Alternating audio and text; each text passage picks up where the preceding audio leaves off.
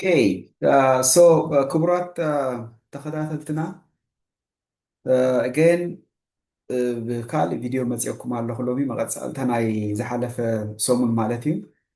ዝሓለፈ ሰሙን ሞር ኣብቲ ፕሮፌሽናል ወይ ከዓ ስኪል ዴቨሎፕመንት ከመይ ጌርና ፕሮፌሽናል ሞያ ንመርፅ ኣብኡታት ኢና ተዛሪብና which is ንደቅናሲ ከም ሪሶርስ እምበር ከም እዚ ፋይናል ዲሲዥን ውሳኔ ከምውሰደሉ ከም ዘይብልና እቲ ፓሽን ከዓ እቲ ውሽጦም ዘሎ ምውፃእ ወይ ከዓ መፍላጥ ከዓ ናትና ሓላፍነት ከም ዝኾነ ተንኪፍና ነርና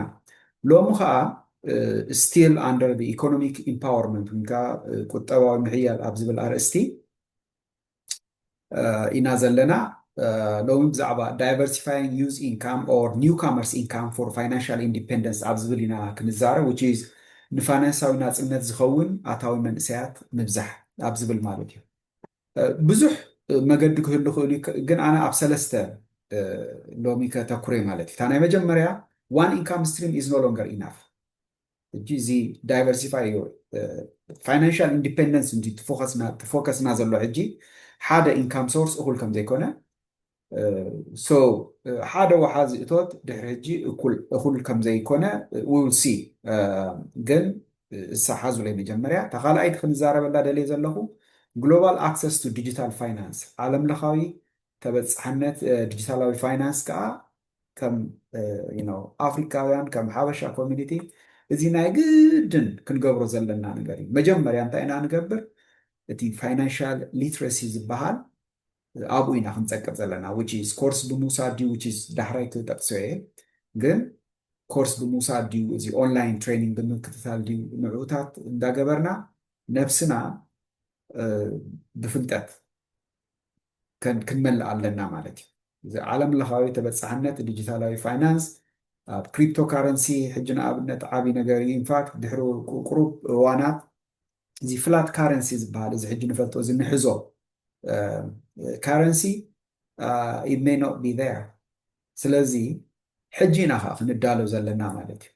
ብምንታይ ኢና ንጅምር ብትሬኒንግ ብዙሓት ኤርትራውያን ኣለዉ ኣብዚ ዝነጥፉ ኮንታክት ገብሮም ትኽእሉ ኣፍኮርስ ኣነም ክሕግዘኩም ይኽእል እየ እዚ ከዓ እቲ ካልኣይ ክንዘረበሉ ደልየ ዘለኹ ማለት እዩ ሳልሳይ ኢምፖርታንት as well መብዛሕትና ሓበሻ ዘይንገብሮ ማለት እዩ እዚ ቢልድ ሬዚሊየንስ and long term wealth ናይ ነዊሕ ግዜ ሃብቲ ምህናፅ ወይ ከዓ ምድላብ እዚ ከዓ ብኢንቨስትመንት ማለት እዩ ኣብ ባንክ ኢንቨስት ንገብር ንህሉ ኸውን ግብቲ ባንክ ዝወስዶ ክሳብ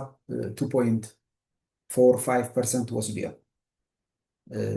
ኣብዚ ኤምኦአር ዝበሃል ማለት እዩ እቲ ማኔጅመንት ፊ ዝብልዎ it's a lot of money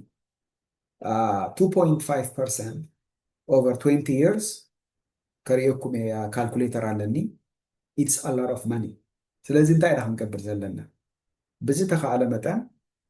ኣፎርደብል ዝኾነ ፕላትፎርም ምድላይ ንኢንቨስትመንት ማለት እዩ ሞስት ኢምፖርታንትሊ ግን ብፍልጠት ውሽጥና ተመሊእና ወይ ከዓ እቲ ትሬኒንግ ተወሲድና we can invest ourselves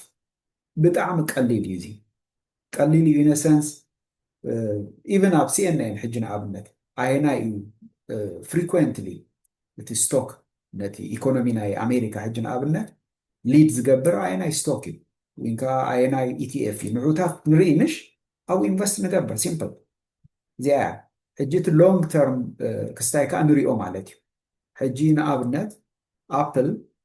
ልዕሊ 300,000% እዩ ወሊዱ ዘሎ 300,000% ካብ ባንክ ንሰምዖ ግን እንታይ ክንዲዚ ኢንቨስት ጌርካ ኤቭሪ ይር 10% ክትረክብ ኢኻ ማክሲማም 15% ገለ እዮም ዝብሉኻ ሪያሊቲ ግን ኣብ ስቶክ ኢንቨስት ክንገብር ተኮይና ዘይብለኩም ኣለኹ ኣፕል ሲ ብ1985 እዩ ጀሚሩ እንጂሲ ሽዑኡ ምናልባት 1,000 ኢንቨስት ጌርካ ተትኸውን ነርካ 300,000% ምወለደ ነይሩ እዚ ቀሊል ገንዘብ ኣይኮነን ባይ ናው ጋራንቲድ ቢልዮነር ኮይንካ ኣለኻ ማለት እዩ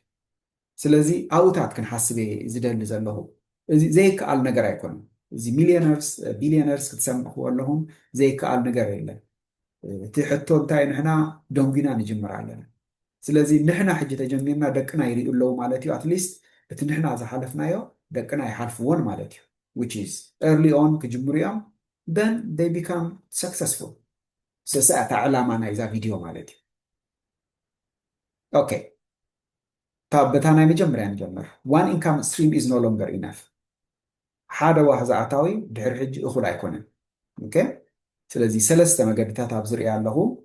ክሪፕቶ ካረንሲ ክሪፕቶ ትሬዲንግ ኦፍ ኮርስ ትምህርቲ የድልዮ እዩ ኮይንቤዝ ከዓ እቲ I think it's dependable platform in cryptocurrency ሕጂ ክራከን ብጣዕሚ ኣድቨርታይዝ ይገብርሎ ኣብ ሶሻል ሚድያ ምናልባት ዝኾነ comparable platform ክኸውን ይኽእል ምስ ኮይንቤዝ ግን ኮይንቤዝ is regulated which is ዘተኣማምን ማለት እዩ ኣብ ካናዳ ኣሎ ኣብ ዩኤስ ኣሎ so ካናዳ ኖርማሊ ኦፐሬት ዝገብሩ እቶም ሬጉሌትድ ዝኾኑ እዮም እቶም መንግስቲ ዘፍቀደሎም መንግስቲ ዘይፍቀደሎም ብዙሕ ከ ኣለዉ ሕጂ ነቶም ዘይፍቀደሎም ዘይምእታው ንምንታይ ሪስክ ንውስኽ ልዕሊ ኩሉ ብዙሕ ፍልጠት ዘይብልና ተኮይኑ ማለት እዩ እቲ ካልእ ኣማዞን ኤፍቢኣይ ዝኾነ ፕሮዳክት ኢንፋክት ኣብ ሶሻል ሚድያ ሕጂ ዝሪኦ ንፉዓት ኣዋልድ ኣለዋ ናተን ፕሮዳክት ናተን ብራንድ ዴቨሎፕ ይገብራ እሞ ኣብ ኣማዞን ፌሎሺፕ ቢኤ ይሸጦ so this is something ካልኣይ source of income ክኸውን ይኽእል ማለት እዩ ኢንፋክት እዚ ግሎባሊ ይሽየጥ ስለ ዘሎ ምክንያቱም ኢትስ ግሎባል ፕላትፎርም እዩ ኣማዞን ዋላ ሾፒፋይ ስለዚ ብሓፂር ግዜ ስፔሻል እቲ ፕሮዳክት ኳሊቲ ተልይዎ ፅቡቅ ሬቪው ተልይዎ ሲ ብሓፂር ግዜ እቲ ፋይናንሻል ኢንዲፔንደንስ ዝበሃል ኣቺቭ ክግበር ከኣሉ ማለት እዩ እቲ ካልእ ንፕሮፌሽናልስ Upwork Fiverr ዝበሃል ኣሎ እቲ ፍሪላንስ ማርኬት ፕሌስ ኮኔክቲንግ ስኪልስ ዊዝ ግሎባል ክላይንትስ እዚ ሕጂ ንኣስራሕን ንሰራሕተኛ ንኣስራሕን ኤምፕሎይስ ኤንድ ኤምፕሎየር ወይ ከዓ ንኮንትራክተርስ ዘራኽብ ፕላትፎርም ሕጂ ንኣብነት ናይ ፕሮጀክት ማኔጅመንት ኤንድ ሊደርሽፕ ትሬኒንግ ንህብ ኢና ንሕና once you get certified you can be a project manager you can manage a project from all over the world by the way project manager and management and leadership ብጣዕሚ ኣገዳሲ እዩ ዝኾነ ፕሮጀክት ማኔጀር የድልዮ እዩ ስለዚ ነቲ ስኪል ከድልየና ስፔሻሊ ኣብ ማኔጅመንት ኣብ ፕሮጀክት ማኔጅመንት ኣብታት ንነጥፍ ማለት ሕጂ ንኣብነት ኣነ as a project management professional I can manage projects from all over the world US Europe even Africa ስለዚህ Upwork it's a good platform where you can find projects from all over the world and you can manage it from wherever you are right on the go ክኸውን ምኽእል እዩ right ዋላ vacation ኮይንካ ትገብሮ ነገራት እዩ so this is one way of diversifying your income ሕጂ ኣብነታት ኣብዚ ብዙሕ ኣሎ employment ክህሉ እዩ ግን እቲ employment እንካኣቲ 8 hours ኣብ መዓልቲ ሰሪሕካ ክስታይ ትብሎ እኹል ከይከውን ይኽእል እዩ ሪላያብል ከይከውን ይኽእል እዩ ስለዚ ሪላያብል ስለ ዘይኮነ ነቲ ዘለካ ስኪል it could be website development or you may have a rental property or tutoring online business or e-commerce investment or passive income እዚ ሁሉ ብዲቪደንድ ሕጂ ንኣብነት ብፓሲቭ ኢንካም ዝነብሩ ኣሎ ኢንቨስት ይገብሩ ምሽ ሕጂ I think Apple dividend ኣለዎ ብሳናቲም እዩ per stock but still ብዙሕ ኢንቨስት ተጌርካሲ you could earn $100-200 a day እቲ ኢንቨስትመንት ካብ ብዙሕ ተኾይኑ ማለት እዩ so እዚ ንኣብነት ዘቐመጥክዎን እየን so እቲ ኤስቲሜትድ ኣታዊ ወርሓዊ ከዓ ነዚ መስል ተቆፂርካ ተኾንካ ክሳብ 4,000 ትኽእል ኢኻ ሬንታል ፕሮፐርቲ ተሊካ ከዓ ካብ 500 ክሳብ 2,000 ቱቶሪንግ ሕጂ ንኣብነት ንክልተ ደቀይ ቱቶሪንግ ኤቭሪ መንዝ ከባቢ 350 ንከፍል ኣለኹ it's online ኦንላይን ቢዝነስ ከዓ እዚ ፕሮጀክት ማኔጅመንት ሊደርሽፕ ትሬኒንግ ዘለና ማለት እዩ by the way ኣብዚ ቪድዮ ክሳብ መወዳእታ ተኸታተልኩሞ you will find it project management and leadership training. We are training a lot of people, focusing on Ethiopia and Eritrea. The English you to training, of course. እና ኦንላይን ቢዝነስ ካ እሱ ካ ኦንላይን እዩ ማለት እዩ which is እሱ ጥራይ ዘይኮነ ፕሮዳክት ካ ምሻጥ ካ ኣከኣል እዩ ኦኬ ኢንቨስትመንት ብዙሕ ክንዛረበሉ ኢና ሎሚ ኣብነት እናሃብኩ ካልኩሌተርስ ክልተ ሰለስተ ዝኾና ካልኩሌተርስ ኣለዋኒ ንዕአን ከሪአኩም ክፍትን እየ يوصل يتي diversifying your income stream,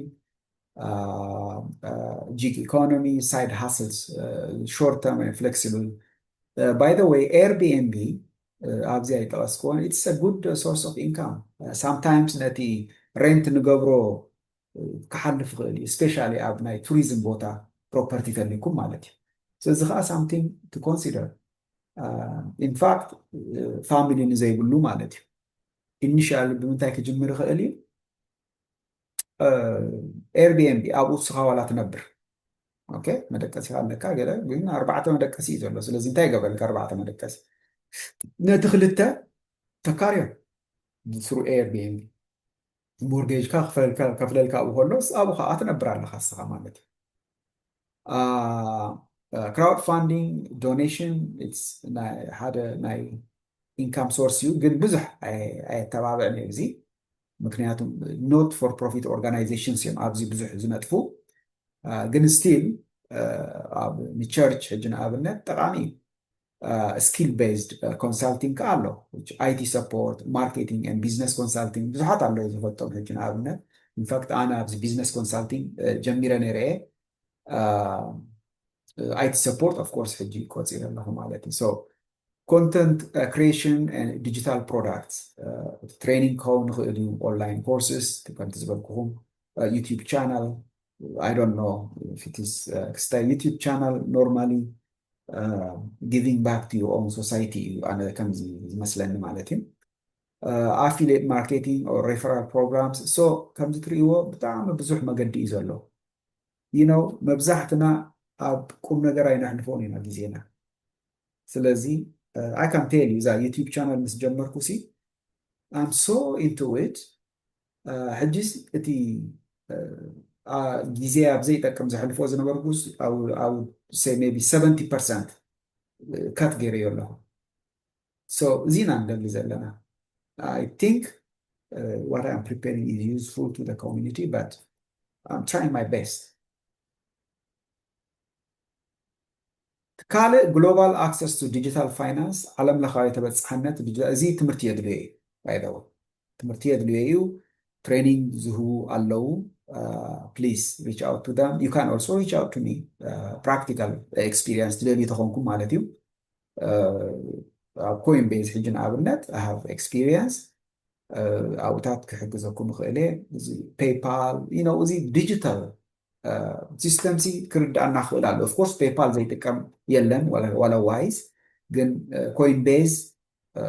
I don't know الجسي عرضها ميت أشياء تسدلوا سي بCoinbase 0.002 بيتكوين تسدل بتخليها which is equivalent to probably $100 right بتقال كم community كنفلت أزلنا you know Questrade حجنا عبنت أب كندا it's a reliable investment platform cryptocurrency يبلون جن ETF علوه which is cryptocurrency ETF so Bitcoin I trade on home in the form of ETF تركيبه in fact كابتن مكروه نقرأكم ETF ناي cryptocurrency it outperforms the regular ETF مالتي جناي you know S&P 500 زبالة لنا then top 500 companies أبن جنزب كإنفست بقبر كلخان زي ناي crypto ETF سماين مدرني I will try to give you example on that تا سالسيتي long term wealth كا بتاع ما قد داسيتها يعني نوح جزء هابتي مناس long term investment ونكا long term wealth مجمرة هنجمر زلنا بتمرتي أنا حجنا أبنت ولا أبزنا investment تذيكونه مستمرت استتاحازة almost every now and then skill ناتي upgrade يقبري كورسيرا يودمي كان أكاديمي زين نقول ندقي actually but YouTube finance channel كعب حج مجمرة كنقبر زلنا وين خيلاتات كونسالت مقبار بتمرتينا حج مجمرة خنسقب زلنا مالتي مكنياتهم investment صوت أيقونه كيف لتكاس الظهر يبقى أطوي نجار أيقونه so بتمرتي نجمر أنا مخرها بنتيلكمني يودمي وينكا كورسيرا تستاكت من تدخل في أونلاين كورسيو at your own pace لو ميحان ساعات المهار صباح فرق ساعات جيزي يبدي رخب قالوا بخومو نتنا 24 ساعات كورس كتبدأ أن تخلي خاب علتي وينكا تخلي يخي تخالي إنفستوبيديا له مورنينج ستار إذا كله learning investment strategy نخن المهار من اللي تخلينا معلتي tax advantage long term savings كالو well simple ብዙሕ ኣይጥቀመሉን እየ ግን ኩዌስትሬድ ንRRSP tax free savings account እዚ ኩሉ ንካናዳውያን ማለት እዩ ሪላያብል እዩ ኩዌስትሬድ ሬጉሌትድ እዩ ፅቡቅ ሬፑቴሽን እዩ ዘለዎም ፅቡቅ ሬቪው እዩ ዘለዎም ሶ ንሰብ ካብ ምእማን መጀመርያ ንነብስኻ ብፍልጠት ምምላእ ዝበለፀ ኢለ እየ ዝኣምን اوكي سو حجي سيمبل انفستمنت كاريكم اوكي نابنت زيا كالكوليتر دون نت باي ذا واي كل لوا مورجيج تدليها لون كالكوليتر تدليها حجي قلنا انفستمنت هنا كيدي انفستمنت كالكوليتر نابنت RESP اوكي RESP قالكم وكأودهم 18 عامت مسملؤه نت جنزب نخطقملو يتحسب حجي let's say initially 5000 تستايتلكم 5000 تلكم then نعسر شمونت عامت invest يركم return rate I guarantee you 15% minimum so additional contribution دحان every month كنقبرينا let's say realistic نموخان 300 اوكي حجي calculate سلازي العلي 350 علمنا مالتي 350 even doctorate كود غالي سلازي بخمزي استاكن بالنخالينا مالتي good to be honest 15% is nothing I can tell you so 20% minimum 25% حجي زريو زلوسي لعل 10 عامت invest مزقبرسي you know 30% قال خرجت بخيل بمنتهى غاتريو قليل انه تريو خريكم حجي زي قال على فرق مليون يخون له مالتي 20% حتى ابنت كهبكم ابل نا ابنت ابل ستوك ازيت performance نا ابل كتمرصو خلهم ستوك انتي كتغبري انا ادفايس غبركم على زي ناتي نحب يلا لوك ننوح جيزي قصال زخيت تخوينو زفرحكم يلن مالتي of course حدا جيزي كورد خيلي ግን ሎንግ ተርም ኢንቨስትመንት ስለዝኾነ ናትኩም ዘፍራሐኩም ነገር የለን ሕጂ ካብ መጀመርያ ካብ 1985 ጀሚሩ ኣፕል ክንደይ ወሊዱሎ 325 ሽሕ ፐርሰንት 100% ኣይኮንኩን ዝብል ዘለኹ 325 ሽሕ ፐርሰንት ኦኬ ሶ መጀመርያ ብምንታይ ጀሚራ 0.07 دولار per ستوك ينيرو حجي ግን ሓንቲ ስቶክ ተሊካስ ናብ ክንደይ ዓብይ ኣላ ናብ 228 ቅርሺ ዓብይ ኣላ ስለዚ ብከምዚ ኢኹም ትመርፁ ማለት እዩ መጀመርያ ትርእይዎ ከመይ ነይሩ up and down ተኮይኑ it is too risky ስለዚ ኣብኡ እንታይ ገድስኩም ኢንቨስት ገብሩ እዚኣ ከም ሓንቲ ኣብነት እየ ዘርእየኩም ትካልእ ከርእየኩም ደልየ ዘለኹ ናይ ክሪፕቶ ETFs ኦኬ እጅና ኣብነት አይቢት ተወሰድና አይቢት ስቶክ ረእይዎ እዚ መዓስ ይጀሚሩ ቅድሚ ዓመት ጀሚሩ ሲ ክንደይ ወሊዱ ኣሎ ኦልሬዲ 165% ይሲ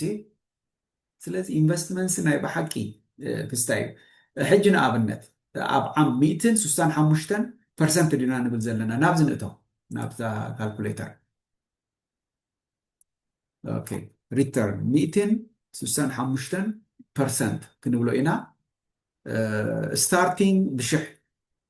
ኢንቨስት ንግበሮ ማለት ሽሕ ኢንቨስት ንግበር ኣፍተር ሜቢ 5 years ንበሎ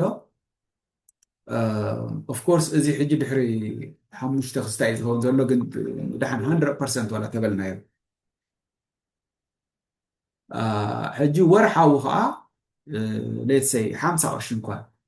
ኢቨን ተኹምሲ ክንደይ ክኸውን ንኽእል ኣብ ውሽጢ 5 ዓመት ሲ እታ ሽሕ ፕላስ $50 a month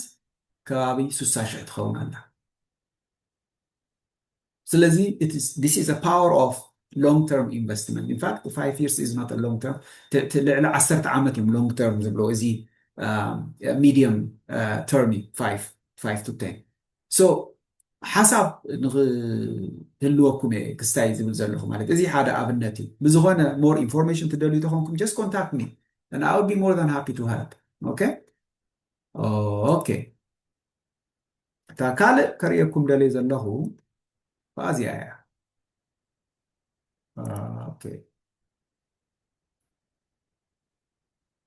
rent versus buy اذا احجي نبزحات تكات عندها ግን the rule of thumb is 20% down تقبر تخونكا ገዛኻ ምግዛእ ዝበለፀ እዩ ግን ሓንሳብ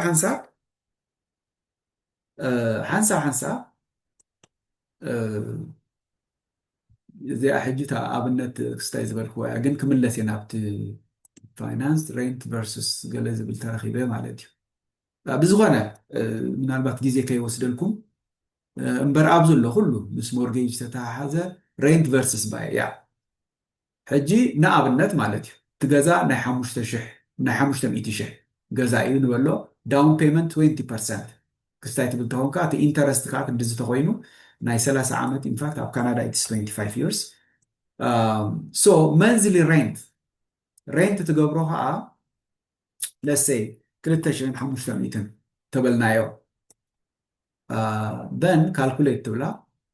ስለዚ based on this buying is cheaper if you stay for 10 years or longer ግን ከም business person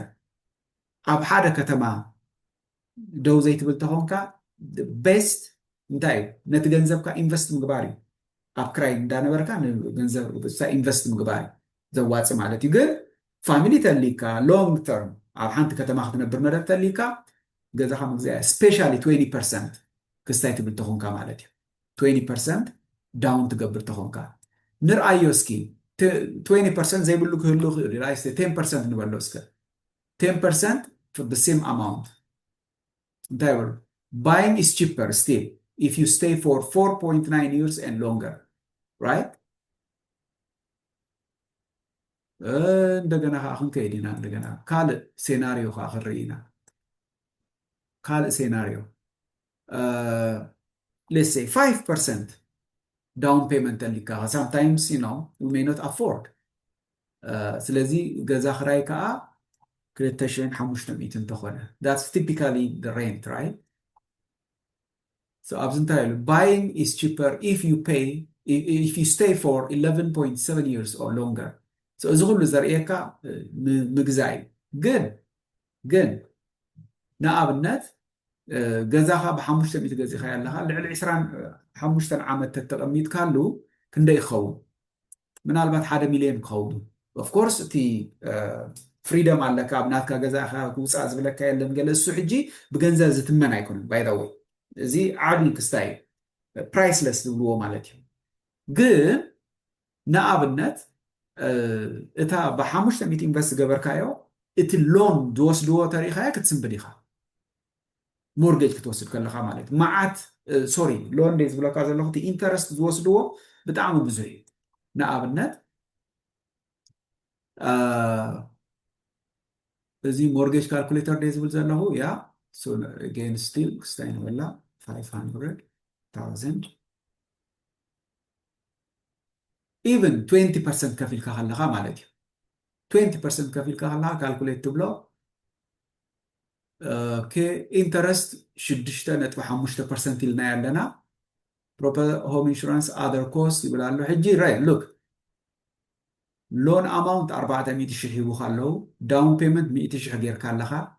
ኢንተረስት ዝወስድዎ ዘለዉ ክንድዚ እዩ ልዕሊ ፍርቂ ሚልዮን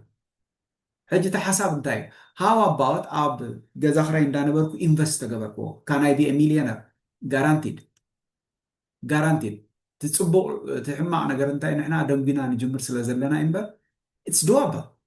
ሕጂ ኣበይ ሎ እቲ ኢንቨስትመንት በጃኻትኩም ያ ሄር ኢንቨስትመንት ካልኩሌተር ንኣብነት ዳውን ፔመንት ሲ 100,000 ትገብር ኣለካ ምሽ 100,000 ኦኬ ኣፍተር 25 years ተበልካዮ ድሓን ዳውን ፔመንት ኤግዛጀሬት ገይረ ዶ 50,000 ይበላ ድሓን ሪተርን ሕጂ ኢንቨስትመንት እንዲ ሚኒማም 15% ትረክብ ኢኻ ኦቨር 25 years ኣዲሽናል ዋላ ምንም ኣይናሃብ በቃ እታ ዳውን ፔመንት ናሲ ኣብ ገዛ ክራይ እንዳነበርና እታ ዳውን ፔመንት ዝሓሰብናያ ንገዛ ሲ ኢንቨስት ንግበራ ይሲ 1.6 ሚልዮን ክኸውን ኣሎ ኣብ ውሽጢ 25 ዓመት ገዛኻ ግን 1 ሚልዮን እዩ ክኸውን ዝኽእል ልዕሊኡ ክኸውን ኢሉ ኣነ ይግምትኒ በቲ ምክንያቱም ሪል ስቴት ኣፕሪሽት ዝገብር ሲ ከባቢ 10% if you are lucky ከምኡታት እዩ ስለዚ ሲ ኦፍ ኮርስ እዚ ሕጂ ፋይናንሻል ኣድቫይስ ኣይኮንኩም ዝህብ ዘለኹ ብዙሓት ናይ ሪል ስቴት ክኢላታት ኣለዉ ኣነ ዝፈልጦም ኣክቹዋሊ ኣይ ካን ሪፈር ዩ ቱ ዛም ኢና ኢንፎርምድ ዲሲዥን ክትገብሩ ክትክእሉ ኣለኩም ፅቡቅ ጌርኩም ነቲ ኢንፎርሜሽን ዳይጀስት ምስ ገበርኩም እዮም ናብ ዲሲዥን ተኣትዉ ብዝኾነ እዚ ከም ሓደ ሓደ ሓሳብ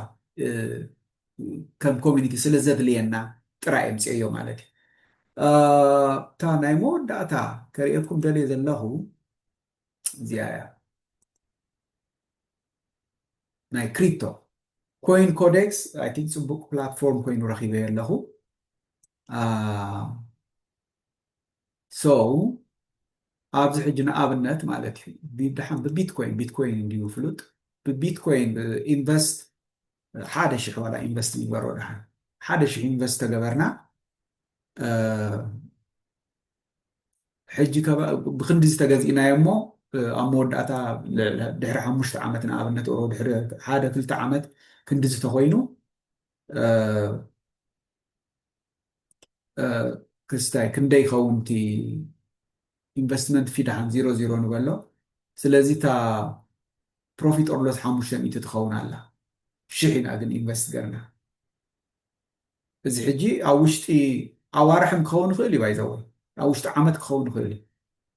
it all depends 10,000 ኢንቨስት ገርና ኸ 10,000 ኢንቨስት ገርና ኸ ናብ 50% ይወልድ ኣሎ ማለት እዩ which is 5,000 ንኸስብ ኣለና ካልእ ቢትኮይን ኢንቨስትመንት ካልኩሌተር ይብል ኣሎ ኣብዚ ኣገን ለስ ብሽሕ ክስታይ ተበልናዮ ኣዲሽናል ኮንትሪቢሽን ወርሓዊ ከዓ ድሓን 50 ቅርሺ ዋላ ተገበርና እቲ መንዝሊ ንረኽቦ ማለት እዩ ኣብ ውሽጢ 10 ዓመት ናብ 13,000 ዓቢ እዩ ማለት እዩ 10% ግን ክሪፕቶ 10% ጥራይ ኣይኮነን ባይ ዘ ወይ ሶ ሕጂ ንኣብነት ን5 ዓመት ተሒዝካዮ ሲ ብጣዕሚ ዓብዪ ዝኸውን እቲ ገንዘብ ኣዝዩ ካንሲ ምክንያቱም 66% ገለ እዩ ዝዓቢ ላኪሊ ከዓ ናብ 80% ተኸይዱ ከዓ ከባቢ ሚልዮን ከይዱ ስለዚ ኣብ ውሽጢ 10 ዓመት እየ ዝብለኩም ዘለኹ ስለዚ ክንሓስብ ኣለና ኤጌን ስቕ ኢልካ እዚ ሃንደፍ ኢልካ ዝእትዎ ኣይኮነን ክስታይ ክንብል ክንክእል ኣለና we have to be smart ፅቡቅ ጌርና ማስተር ክንገብሮ ክንክእል ኣለና እቲ ክንገብሮ ንሓስብ ዘለና ማለት እዩ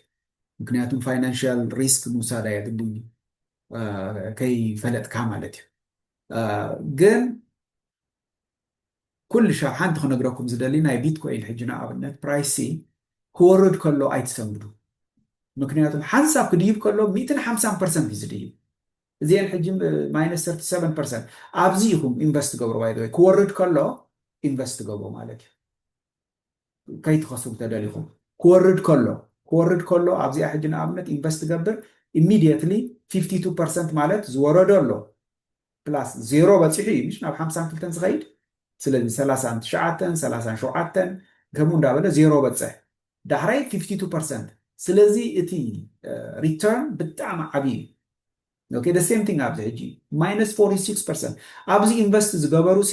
believe me ነዚ ፕላስ 70% ኢኻ ትገብሮ ዘለካ ኣይ ቲንክ ተዘይተጋግየ እዚ ነቶም ፋይናንሻል ክስታይ ኢኮኖሚስት እንድና ንገድፎ ነዚ ግን ብ2010 ንኣብነት ኢንቨስተር ትገብር ነርካ ክንደይ መወለደ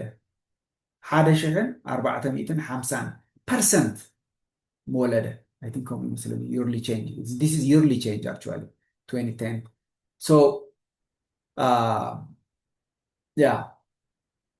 ፕሮፊት ፐር ቢትኮይን ከኣብ ዘለኩም ማለት እዩ ስለዚ እንታይ ክብል ደለ ሓንሳብ ክወርድ ከሎ ኣይትሰንብዱ ንምባል ብሓፂሩ